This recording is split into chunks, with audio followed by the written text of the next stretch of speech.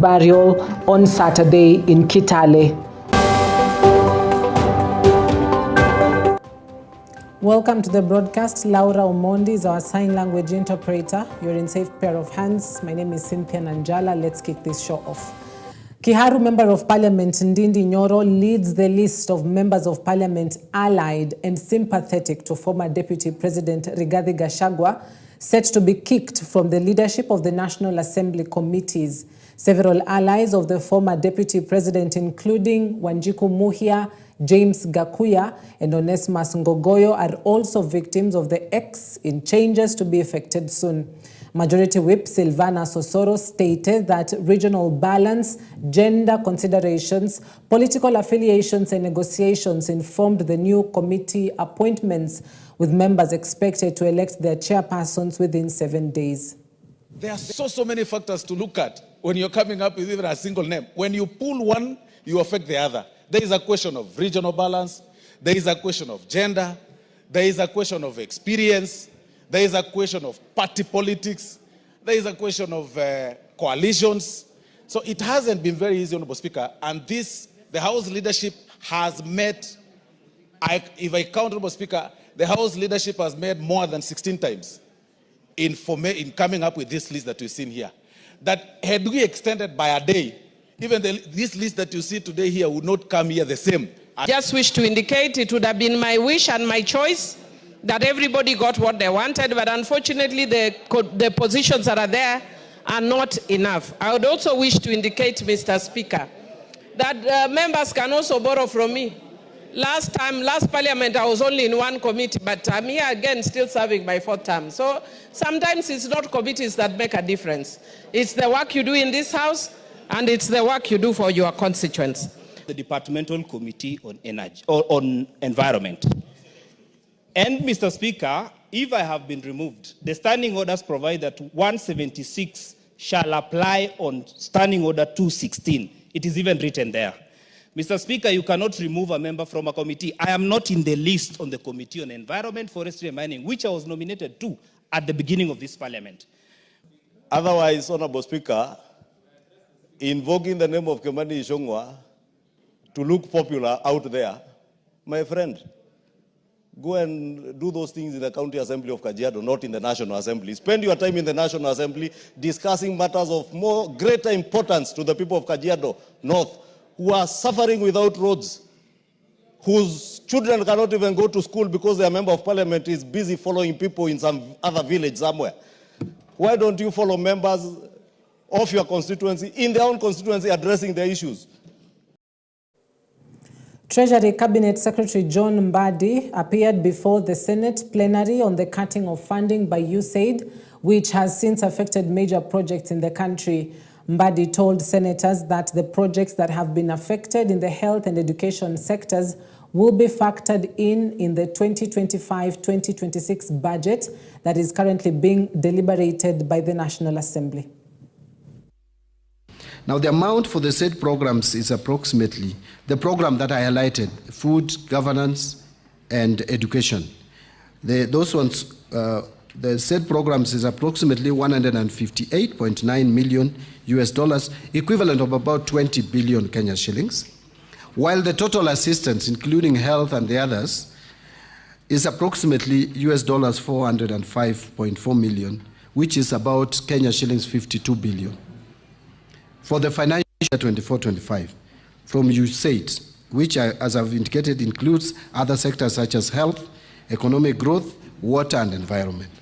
Now, Honorable Speaker, it's important to note that while official government assistance, or what is known as ODA, from USAID is aligned to our medium-term plan and supplement government investments and largely benefits the people of Kenya, USAID contracts implementing partners, that is both international and local, are entities who bear fiduciary responsibility, because this funding is implemented by implementing partners. The money, as I will state, does not come to our budget. The Archbishop of the Mombasa Diocese, Martin Kivuva, has urged the government to fully address the issue of the Social Health Authority so that it can benefit Kenyans. Kivuva said that President William Ruto's anger over the SHA issue should be a source of change as many Kenyans are angry with the non-functioning of the health insurance, while many Kenyans are affected. Kivuva has urged the government to ensure that they pay the debts owed to church and private hospitals so that they can continue to provide quality services to Kenyans. He also urged the government to be transparent in addressing SHA complaints. Some of us have worked with the SHA right from the beginning, while we were also in NHIF. Sasa, the transition ama mapishano ya NHIF na SHA hayakuwa wazi kwa sababu huku unadaiwa na huku unaanza kulipa kingine. So hili ni jambo ambalo limekuwa na washikadau mbalimbali wakishauriana na wakipendekezeana, wakasema watalipa, wakalipa kidogo, ikapungua, lakini matibabu yanaongezeka. So suluhisho halijakuwa wazi kabisa, na tunaomba lipatikane, kwa sababu kama unanidai na unaishi nyumba hii na nataka kuumbia nyumba yangu nyingine, lazima ulipe ya kwanza na ulipe ya pili pia. So ndivyo tunavyotaka, uwazi na ukweli. That's all we are looking for.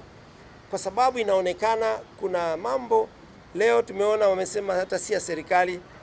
So you're stranded, unasema ni ya nani? Na Kenya yetu ni ya serikali hii, hatuna nyingine.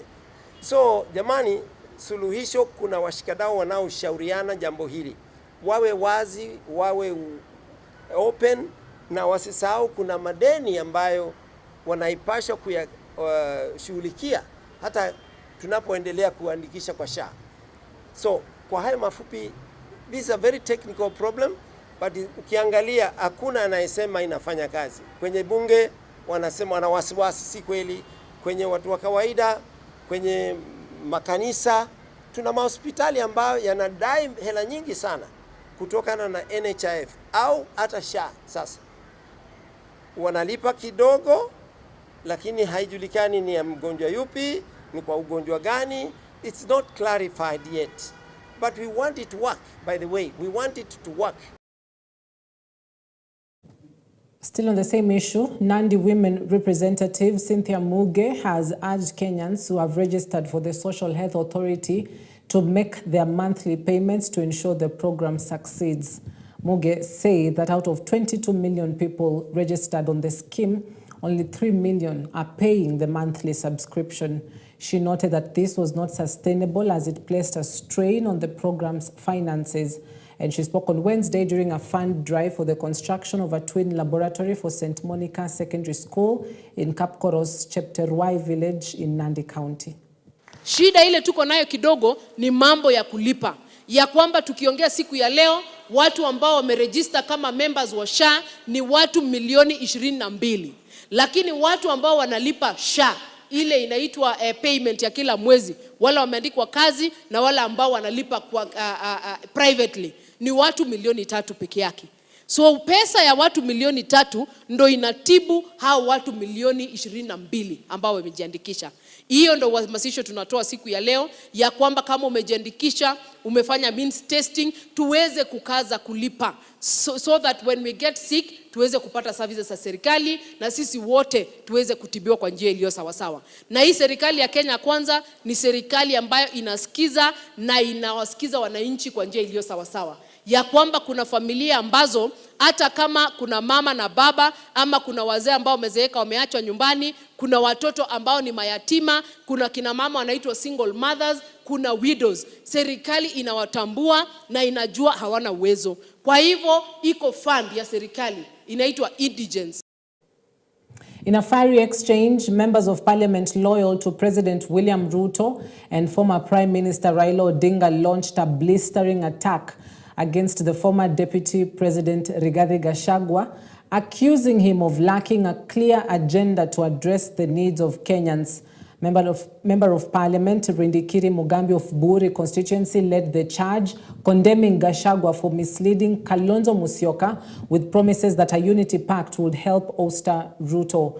Rindikiri pointed out that Gachagua had been in government for 2 years without delivering any tangible benefits to Kenyans. He also dismissed Gachagua's claim that the Mount Kenya community support was already secured, asserting that as an MP from Meru, he's well versed with the region's political landscape. Huyu wa Mnyolo ambaye anasema ate Kalonzo alete huko kwetu, my friend. Sisi watu wa mlima tunajua vile tunapiga siasa. Acha kudanganya Kalonzo. Anakuja kundanganya mtoto yenu, my friend. Na hii mtoto yenu amendanganywa ya kutosha. Amendanganywa kutoka mwanzo na hata saa hii. Ati wa Mnyolo ambaye amefukuzwa serikali ndiye anamwambia kuja tuunde serikali. Aha. Aha. Aha. Wakamba si wajinga. Wengine ambao wanaambiwa ati hii serikali itaanguka, ati msifanye kazi na hii serikali. Wale niwaambie ndugu yangu, kutafuta serikali ni kazi ngumu sana. Sio kazi rahisi. Na kuna watu wametafuta mpaka wamezeeka. Hii yenye imepatikana saa hii sio rahisi mtu aachilie. Hata wewe unangojea, unafikiria itaanguka? Unangojea ati mtu aachilie? Yaani mtu ametafuta mpaka kama 20 na amepata, ako ndani nayo. Hizi Wakamba, niwaambie ukweli, sisi peke yetu ndio tuko nje ya serikali. Imagine. Na hii serikali ni broad based. Wajaluo wako, Wakikuyu wako, Wakisii wako, Waluya wako, Wakalenjin wako, kila mtu yote yuko isipokuwa Mkamba. Tunaambiwa hii ni serikali broad based, sisi tunakataa. Tunangoja nini? Tunangoja tuunde serikali yetu lini? Si kwanza tunachukua ile iko saa hii na tunafanya na serikali ile iko ili ilete maendeleo ile iko. Kwa sababu sisi tunalipa ushuru kama wale wengine. Na kama tunajiondoa kwa serikali, ushuru wetu tutaupata wapi? Ushuru wetu si itaenda kujenga mabarabara huko Bondo. Na sasa ushuru wetu ijenge barabara Bondo tukiwa hapa. Tutaungana na Wakamba wale wengine na tuingie kwa serikali ile iko. A somber mood gripped the family of the late former IEBC chairperson Wafula Chebukati as they viewed his body for the last time. Chebukati passed away on Thursday, February 20th, while receiving treatment at a Nairobi hospital. The former IEBC boss had been in hospital's intensive care unit for almost a week before his passing. According to his family, he was diagnosed with a brain tumor in 2024 and underwent 2 successful surgeries before the condition began to take a toll on him earlier in the year. Kenya is more difficult than running elections. And this man we come to pay tribute to today and to send was courageous, and I use that word in its double meaning. He was a man of great personal courage. Men went to the election room and physically confronted him. That is courage. But he was a man of great moral and ethical courage. I must admit, we panicked a bit. And so we spoke to those we could speak to within that environment. When the message got to Chairman said, Gumbo and your team, there come a time when in the life of an individual, if he stands for the right thing, then even paying the ultimate price for it is not too much to ask for. I will do what is constitutionally right. I will do what I'm mandated by the law to do. And that is exactly what Chairman did. At that point in time, there were many voices giving all manner of shades of wisdom, some of it outright lack of wisdom. So after your first surgery, you went about life as if nothing had happened, and you have had that. Playing golf and doing everything he could. The children stepped in, they would accompany him. We used to work in shifts, as Emmanuel had mentioned. At no time after his first surgery did the gentleman here remain on his own. We did shifts. If it was in Germany, we went in shifts. Emmanuel, being self-employed, spent more time. The rest of us would do at least 2 weeks whenever we were required. And when he started ailing, the same thing happened. Despite the fact that he had 24-hour nursing care and aid care, we ensured that each of us had shifts. President William Ruto has officially received the credentials of 5 newly appointed ambassadors, marking a step forward in strengthening diplomatic ties between Kenya and the respective countries. The envoys who presented their letters of credence at State House Nairobi include George Siakas of the Republic of Greece and Force Fernandez of Cuba, Kang Hyung Sik of the Republic of South Korea, Mario de Azevedo of Angola, and Tan of Vietnam. Speaking at the ceremony, President Ruto reaffirmed Kenya's commitment to deepening bilateral relations and expanding areas of cooperation with the new envoys.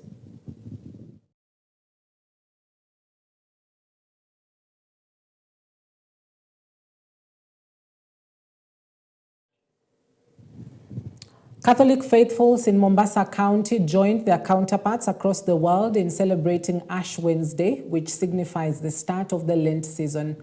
Addressing journalists outside the Holy Ghost Cathedral, Archbishop Martin Kivuva called on Kenyans to embrace each other, encouraged the government and churches to work closely together and tolerate each other as the country embarks on the spiritual journey during this period.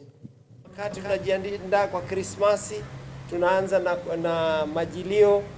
Sasa tunaanza mfungo, tufikie ufufuko. Na kwa bahati nzuri kwamba sisi tulio Mombasa tunasema ni kama kalenda za Wakristu na pia za ndugu zetu Waislamu zimekaribiana. Wao wameanza msimu wa mfungo Ramadhan, na katika nafasi ya Ramadhan wao ujinyima chakula, usali zaidi. Sisi kadhalika Wakristu wa Katoliki ufunga kuanzia leo, na hata leo twanyima kula nyama. Twaambiwa tujinyime kula nyama au tafrija zozote nyingine, tufunge na tusali na pia tutoe misaada mbalimbali. Kwa hivyo mambo matatu: kufunga, kusali na kutoa misaada kwa wanahitaji. Tukiwa hapa katika mji wa Mombasa na tukiwa mbele ya katedrali yetu, pia ni mahala muhimu sana kwa wakati huu, wakati wa ibada.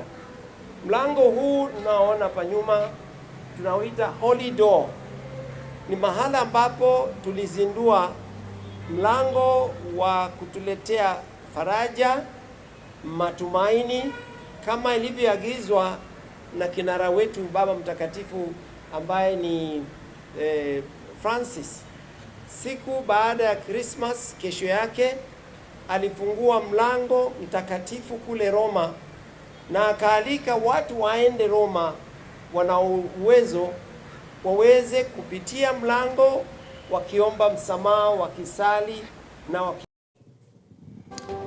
and to all, Catholic faithfuls, we can wish you a blessed Lent as you begin the fasting period. So allow us to take a quick breather right here on EBN Prime Edition. We'll be back shortly with more news with special economic zone benefits. It has already created over 1,000 jobs, reinforcing its role as a catalyst for economic growth and cornerstone of support for small and medium enterprises.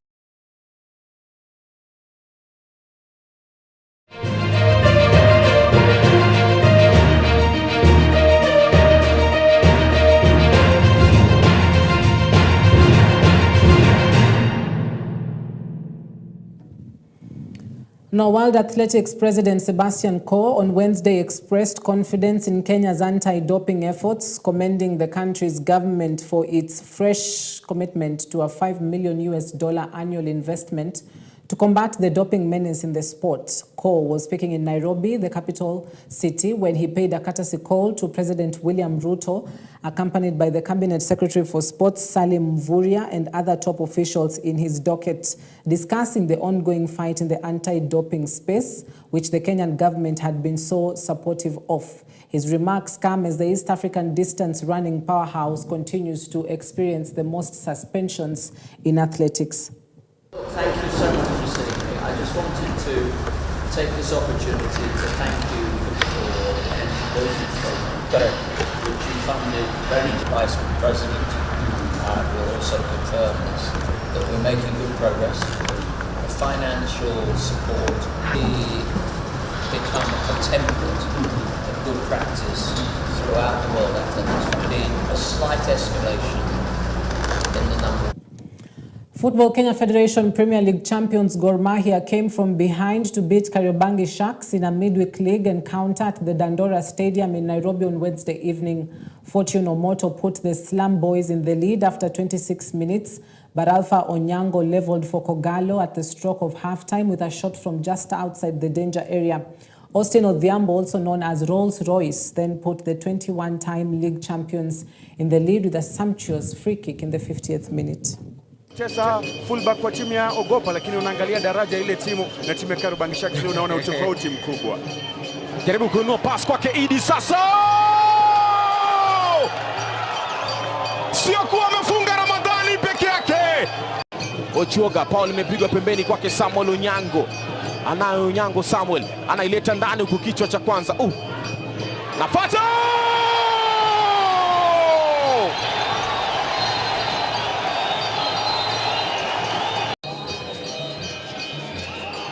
Austin Odhiambo, Rolls Royce. Austin!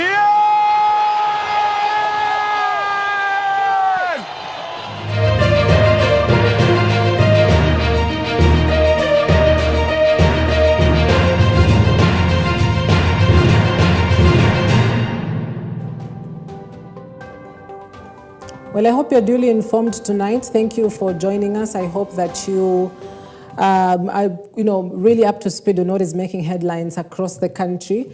I was in studio tonight with Laura Omondi on the sign language desk. My name is Cynthia Nanjala. Have yourself a wonderful night ahead.